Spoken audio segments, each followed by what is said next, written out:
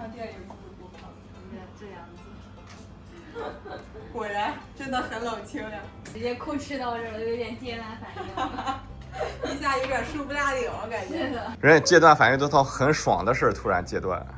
咱是从很忙一下戒断了。对呀。你这是买了些啥？买了一些 HDMI 线，还有一些插头。我要把1楼的给改造改造，顺便给他俩上课。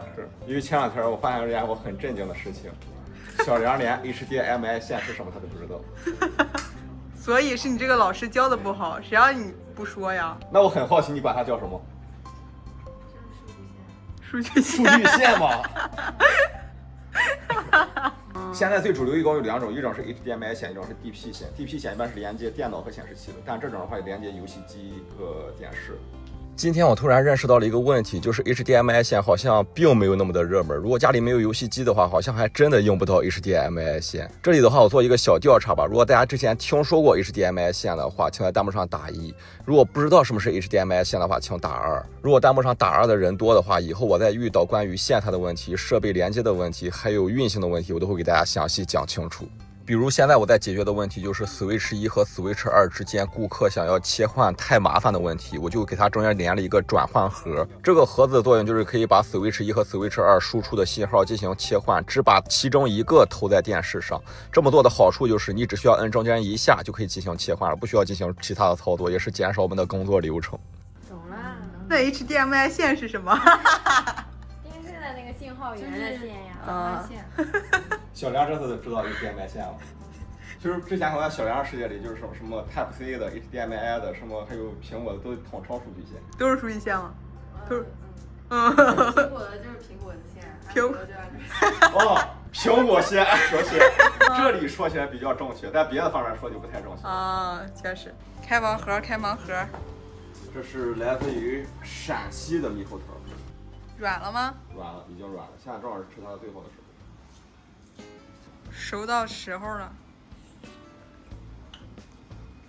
这个猕猴桃是我长这么大吃过最顶级、最好吃的猕猴桃，超级无敌甜，它的酸味占1%，剩下99%都是甜。我到目前我没给过任何东西100分，我愿意给它100分。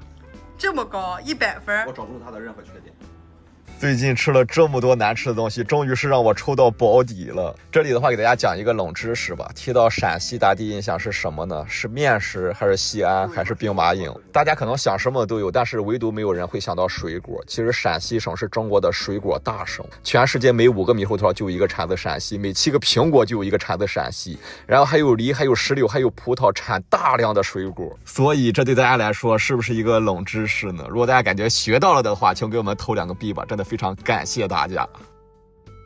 今天店里还是依旧的冷清，只能我们自己在这学桌游了。今天我们要学的桌游叫问非所答，是一个猜问题的桌游。每局的话都会有一个猜问题的人，猜问题的人需要闭眼，然后我们再抽取5个问题，找到其中一个问题，我们想3个答案，然后我们把答案告诉猜题人，猜题人根据我们的答案去想这5个问题中哪个问题最接近，如果猜对了就可以获得高分。火锅。山药。拔丝地瓜。第一题，你认为宝可梦中的皮卡丘最喜欢的食物？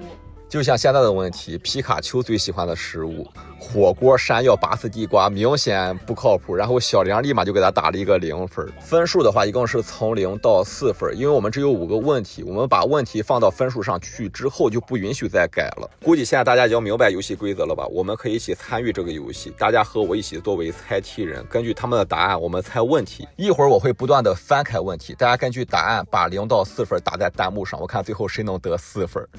猕猴桃。树莓，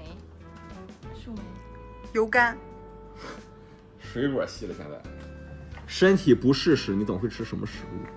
现在大家就可以根据答案给这个问题打分了，一共0到4分，0是不可能，4分是最可能。大家觉得这个问题能得几分呢？先给个2分吧，稳一手。这么谨慎？稳一手。什么食物你先是讨厌，但渐渐爱上？非常好，合理，非常合理。油柑吗？树莓。树莓？对啊，树莓这玩意儿，之前没吃过好吃的，然后猛的一吃就。我都没吃过树莓，3分吧。虽然树莓可以，但我给他3分。OK。什么食物最难玩抛接杂耍。猕猴桃太多毛了，你知道吧？树莓太小颗了，然后容易捏坏了。油柑太油了。油柑太油了，你这来句。我直接给他来个1分。什么食物最能代表你的个性？人生就是一场赌博，我选4分。你吃过最奇特的食物是什么？奇怪啊，最奇怪的食物，这猕猴桃能是奇怪？最不可能。我这把，我4分，你拍这儿。猕猴桃，什么油柑、树莓，必4分。现在这5个问题已经全部都公示了，大家感觉自己能得几分呢？反正我觉着我应该不出意外能得4分吧。噔噔噔，第2个0分诞生了。你吃过最奇怪的东西是猕猴桃？就怪好吃的。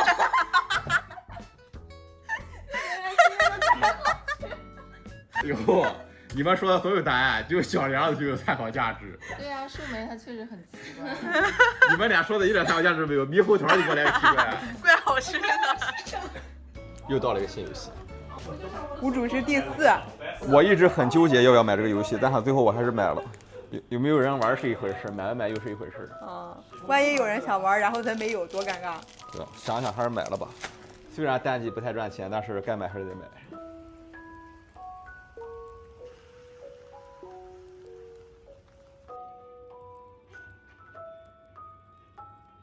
现在外面下着雨，然后还是晚上，2楼大厅居然全满了。这边2组顾客的话，一组在玩宇宙小机器人2，然后里面那位顾客自己在那玩 UFC。另外这2个位置的话，也都是在玩单人游戏。这2位的话在玩黑神话悟空，然后最里面这位顾客的话在玩死亡搁浅1，还说要在我们店里把这个游戏给打通关。这位顾客的话，今天是过生日，真的非常巧，而且是过他30岁的生日。更巧的是，他还是能源时报一个记者，他领导知道他要来我们店里玩，还让他采访了一小下，可能觉着我们这么一个小店，1月3000多的电费很神奇。我们有社团版的，注意收啊，真的吗？真有吗？真有吗？小时候也是社团版的。OK，3、2。祝你生日快乐，祝你生日快乐。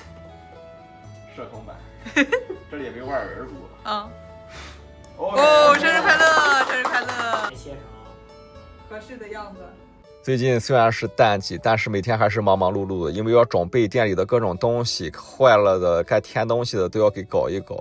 现在我要给 NAS 新装一个固态 ，NAS 其实就是相当于一个个人的网盘吧，因为我们店拍的视频太多了，所以说需要个 NAS 去储存一下。然后今天的话，我还要再给一个笔记本和一个台式机加固态。虽然是淡季，但是感觉一点都闲不下来。现在要玩多少小时了？玩10个小时了，玩了15%。肯定会有人很好奇，你为什么要在电玩死亡搁浅1呀？我觉得挺治愈的，我在家打不进去，主要是在家玩不进去，在家真玩不进去。为什么会在家里玩不进去，然后在这就能玩得进去了？至少有一种氛围，你不觉得吗？哦，可能在这儿你没有别的事儿好干。对，这就是一个专注的环境。在家里就是打游戏，对，而且在家玩其实还挺有负罪感。哦，那确实就是专门玩。我们这玩没有负罪感，因为你身边人都在玩游戏。对呗。老板娘又弄了一些鲜花在这插花什么之类的，人家别的店都弄点假花什么之类的，老板娘可不行，必须要弄真花。以后等不好干了，再加个鲜花业务。现在年轻人创业5大陷阱：咖啡店、花店、电玩店、酒吧、书店，咱占了3个。